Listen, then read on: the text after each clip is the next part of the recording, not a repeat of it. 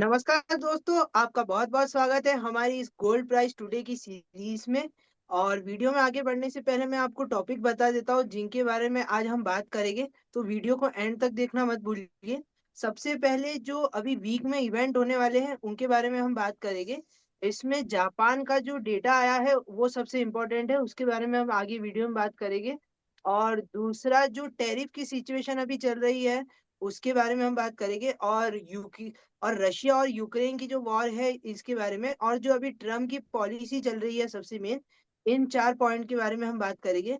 तो वीडियो में आगे जाने के पहले मैं आपको आज के रेट बता देता हूँ। तो आज के जो फिजिकल के रेट है गोल्ड के, वो है 87,800 रुपीज। और जो सिल्वर है उसके रेट है 98,500।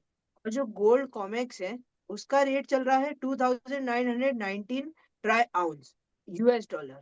और अभी जिस टाइम पे हम वीडियो बना रहे हैं, इस टाइम पे MCX में हमें गोल्ड में 300 रुपए की तेजी दिखी है, और वहीं चांदी में 1,000 रुपए बढ़ गए हैं। तो ये बहुत अच्छी बात है।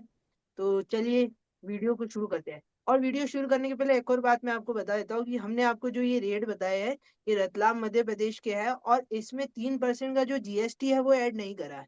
तो आप जब भी ज्वेलरी बनाने जाएंगे तो 3% का GST और मेकिंग चार्जेस आपको अलग से रहेंगे। तो आप उस हिसाब से ही कैलकुलेशन करिएगा। चलिए वीडियो में शुरू करते हैं। तो दीप जी, आज क्या क्या टॉपिक है? पहले तो मेन जैसा आपने बताया अभी अ, जापान का जीडीपी का जो डाटा आज ही आया है सुबह इंडियन स्टैंडर्ड टाइम के हिसाब से, जो कि बहुत लो आया है, उतना एक्सपेक्टेड नहीं था।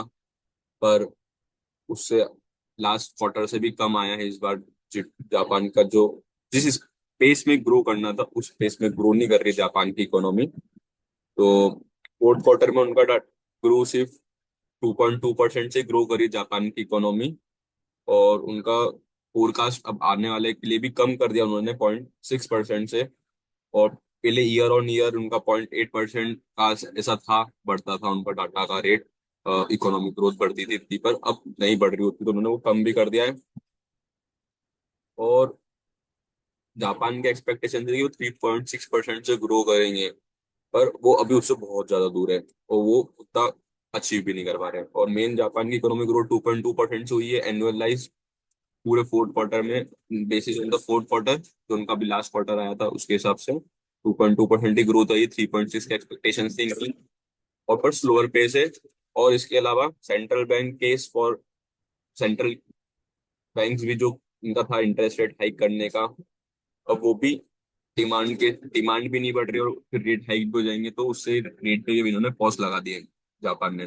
बाकी जापान रेट हाइक करता है मतलब एक पूरी ग्लोबल इकोनॉमी के लिए बहुत टेंशन होता है, क्योंकि जापान एक इन्फ्लेशन फ्री कंट्री बोली जाती है। वहाँ पे इंटरेस्ट रेट बहुत लो रहते हैं सब कंट्री के मुकाबले। बाकी इसके अलावा इनका मीडियन फोरकास्ट और एस्टिमेटेड 2.8% ग्रोथ का, अब जिस हिसाब से इनकी इस बार की पूरी इस ईयर की ग्रोथ बहुत कम आई है, तो उस वजह से तो इन्होंने थोड़ा सा कम कर दिया है फोरकास्ट इनका आने वाले टाइम में, कि थोड़ी सी इनकी ग्रोथ थोड़ी कम होगी, because less demand, less consumer consumptions की वजह से।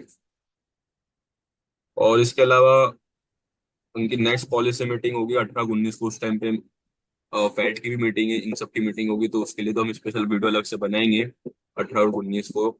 उसके बाद फिर मीटिंग उसके बाद ही क्लियर होगा। और इसके अलावा और टॉपिक्स की जो बात करी थी आपने कि रशिया और यूक्रेन वॉर और ट्रम्प पॉलिसी, और इन दो चीजों के बारे में मेन तो, कि जब तक रशिया और यूक्रेन वॉर की अनसर्टेनिटी क्लियरिटी नहीं होती है तब तक वॉलेटिलिटी देखने को मिलती है। जैसे आपने बताया कि अभी 1,000 रुपए एकदम से बढ़ा है क्योंकि अभी मार्केट खुला है, वहां पर यूएस का हम्म। मार्केट भी अभी ओपन हुआ है, उस वजह से तो एकदम से तेजी हम्म। देखने को मिली। और दूसरी चीज ये भी है कि आज inflation data, CPI inflation data आने वाला है, जो कि बहुत मेन डाटा होता है अमेरिका का, जो कि कल आएगा, आज तो नहीं, पर उसकी वॉलेटिलिटी अभी से दिखने लग गई है। और इस वीक बहुत सारे मेजर मेजर इवेंट भी है। हम्म। जैसे कि एक इवेंट तो कल हो चुके हैं, कंज्यूमर इन्फ्लेशन के एक्सपेक्टेशन अमेरिका की, वो कल आ चुका है। और इसके अलावा चाइना के स्टॉक मार्केट में भी बहुत ज्यादा गिरावट देखने को मिली थी। और उसके अलावा यूएस के स्टॉक मार्केट में भी सेलिंग कंटिन्यू चल रही है ट्रम्प पॉलिसीज की अनसर्टेनिटीज की वजह से भी बहुत ज्यादा। और इंडियन स्टॉक मार्केट में भी चलती है, मतलब क्योंकि ये सब अब इस पे गोल्ड और सिल्वर पे भी असर डाल रहा है, क्योंकि गोल्ड और सिल्वर कल उनमें अच्छी सेलिंग देखने को मिली थी, पर आज अच्छी रिकवरी भी देखने को मिली, क्योंकि वो एक ही कारण है गोल्ड और सिल्वर में इतनी ज्यादा सेलिंग वॉलेटिलिटी होने का, कि कोई भी कुछ भी ऐसा क्लियर नहीं है अभी तक जियो पॉलिटिक्स में और अनसर्टेनिटीज के चलते हुए। इसके अलावा दूसरा मेन कारण भी, क्योंकि इस वीक बहुत सारे बड़े बड़े मेजर इवेंट्स है, जैसे कल इवेंट एक हो चुका है, एक अभी 7:30 बजे के अराउंड कुछ भी जॉब ओपनिंग्स का डाटा आने वाला है यूएस का, और जापान की जीडीपी का ग्रोथ रेट भी बहुत स्लोअर पेस से ग्रो कर रही है, जो कि उनके एक्सपेक्टेशन 3.6 और 2.2 ही आई, जो कि बहुत ही 0.6 0.8% के अराउंड कुछ भी कम हो गई थी। तो उनका फोरकास्ट भी कम हो चुका है कि आने वाले टाइम में भी उनका एक्सपेक्टेशन है कि ये भी कम रेट से ही ग्रो करेगी जापान की इकोनॉमी भी। और इसके अलावा कल मेन आपको कोर इन्फ्लेशन डाटा भी आएगा, जो कि कल देखने के लिए होगा, क्योंकि इतना एक्सपेक्टेड अगर, क्योंकि ये ही मेन मेजर मेजर चीज है इन्फ्लेशन डाटा आगे फेड की रेट कट्स को, कि कब रेट कट्स होंगे इस साल में, कब भी होंगे कि नहीं होंगे। होना तो फिक्स है, 2 कट मेजर फेड ने बोल रखा है, पर वो कब होंगे वो पता नहीं है, वो कुछ भी क्लियर। तो ये इन्फ्लेशन डाटा देखने के लिए होगा, अगर इन्फ्लेशन बढ़कर आया तो मुश्किल है शायद कि रेट कट्स हो, क्योंकि ट्रम्प बहुत ज्यादा इकोनॉमी को लेके चलते हैं सीरियसली, वहां पे वो चाहते हैं कि वो रेट कट शायद ही करेंगे अगर इन्फ्लेशन बढ़ कर आया कल। तो उससे सोने चांदी का हमको असर देखने को मिल सकता है, वो भी देखने को मिल रहा है, वॉलेटिलिटी जो बहुत ज्यादा चल रही है। उसके अलावा और 14 मार्च को भी एक और डाटा आएगा कंज्यूमर सेंटिमेंट का, अमेरिका का और चाइना का आएगा, मेन डाटा आएगा चाइना का, व्हीकल सेल्स का data, year on year growth का, जो कि बहुत मेजर होने वाला है। अभी शायद अच्छा बढ़ के आ सकता है, पर अब आने वाले टाइम में कम कम होने के भी चांसेस है, क्योंकि अभी ट्रम्प की पॉलिसीज पता ही है, चाइना पे टैरिफ लगा रखे उन्होंने बहुत ज्यादा, और मेजरली अमेरिका चाइना और इंडिया पे दोनों पे मेनली ऑटोमोबाइल्स पे टैरिफ बहुत ज्यादा लगा रही है, मीन्स कार्स और 2 व्हीलर 4 व्हीलर जो भी आते हैं। तो मेनली मैन्युफैक्चरिंग हब चाइना का बोला जाता है ग्लोबल मार्केट का, और अमेरिका बहुत ज्यादा एक्सपोर्ट करता है वहां से, मैन्युफैक्चरिंग वहीं से करवाता है मोस्टली अपनी कंपनीज की। और चाइना अमेरिका ने चाइना पे इतने टैरिफ्स लगा दिए अभी, ऑटोमोबाइल से भी स्पेशली बहुत ज्यादा टैरिफ्स लगा दिए, तो इससे वहाँ के मैन्युफैक्चरिंग चाइना की मैन्युफैक्चरिंग पे भी असर पड़ सकता है, चाइना और डिमांड चाइना की मैन्युफैक्चरिंग की ऑटोमोबाइल से कम हो सकती है। एक मेजर रीजन ये भी एक चाइना का, और चाइना का भी दूसरा जीडीपी ग्रोथ का भी थोड़े टाइम पहले डाटा आया था पिछले हफ्ते ही, वो भी बहुत कम आया था, लेस कंजम्पशन डिमांड देखने को मिली यहाँ पे।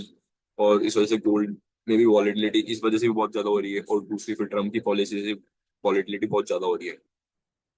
और इसके अलावा टैरिफ अनाउंसमेंट्स ये सब चली रही है, ये जब तक कि क्लियर नहीं होगी 1-2 महीने तक, तब तक वॉलेटिलिटी शायद ऐसी चलती हुई देखने को मिल सकती है गोल्ड और सिल्वर में। हम्म, जैसे कि अब हर जगह का डेटा ही कम आ रहा है, तो इसका सीधा कारण ये होगा कि अब इन्फ्लेशन बढ़ेगा। और आपको पता ही है, जैसे इन्फ्लेशन बढ़ता है और गोल्ड और प्राइसेस पे इसका सीधा असर होता है, तो बिल्कुल गोल्ड प्राइसेस में इसका असर दिखेगा। ठीक है। बिल्कुल। तो आज का वीडियो यहीं तक था, जो भी पॉइंट थे हमने डिस्कस कर लिए। और जो अभी इन्फ्लेशन का डेटा आने वाला है आज, उस पे हम कल एक वीडियो जरूर बना देंगे कि उसका क्या मेनली इम्पैक्ट रहा। ठीक है, ऐसी ही वीडियो के लिए हमें सब्सक्राइब करें, लाइक करें। Thank you. कर दे भाई।